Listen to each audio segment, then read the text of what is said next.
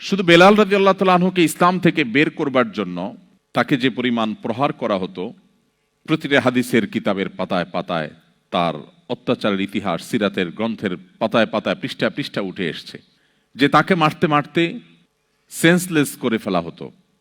এবং মক্কার যে উত্তাপ তখন ছিল, সে উত্তপ্ত রোদের মধ্যে যে পাথর আগুনের মতো উত্তপ্ত হয়ে গেছে ভর দুপুরে, তাকে সে পাথরের উপরে শুইয়ে তার বুকের উপর আরেকটি আগুনের মতো গরম পাথর চাপা দিয়ে রাখা হতো।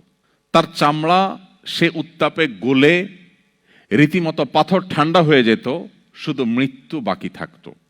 ঠিক সেই সময়ও তিনি বলতেন আহাদ আহাদ, অর্থাৎ তোমরা যে আমাকে আল্লাহর একত্ববাদ থেকে দূরে সরাবার চেষ্টা করছো, এই পরিস্থিতিতেও আমি স্বীকারোক্তি দিচ্ছি আল্লাহ এক, অদ্বিতীয়, তার কোনো শরীক নেই।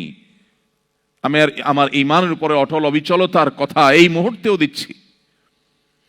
প্রশ্ন হলো, মক্কার সে সময়ের গুটি কয়েক মুসলিম তারা পরিপূর্ণ যে প্রতিকূল পরিবেশ ঠেলে নিজেদের ঈমানের ইসলামের আইডেন্টিটিকে তারা ধারণ করে রাখতে পেরেছিলেন, সেটা আজ আমরা যে চ্যালেঞ্জগুলো মোকাবেলা করছি সেই তুলনায় কম ছিল না বেশি ছিল? অনেক বেশি ছিল। আমাদেরকে কেউ ইসলাম চর্চা করতে বাধা সৃষ্টি করে না এখানে, কিন্তু দুর্ভাগ্য এরপরও আমরা ট্র্যাক থেকে সরে যাই, আমাদের আইডেন্টিটি পরিবর্তন হয়ে যায়, আমরা হীনমন্যতায় ভুগি, আমাদের ঈমানি দুর্বলতা আমাদেরকে গ্রাস করে ফেলে।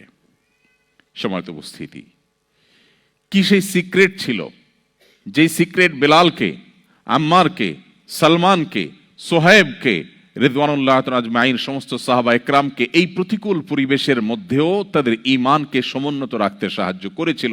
শুধু ঈমানকে সমুন্নত রাখতে সাহায্য করেছে তা নয়, প্রতিকূল পরিবেশে যারা ঈমানের বলে বলিয়ান হয়ে নিজেদেরকে টিকিয়ে রাখতে পারে, এই মানুষগুলোই পৃথিবীর পট পরিবর্তনের মহানায়ক হতে পারে, যেমনটি হয়েছিলেন এই সমস্ত সাহাবা একরাম।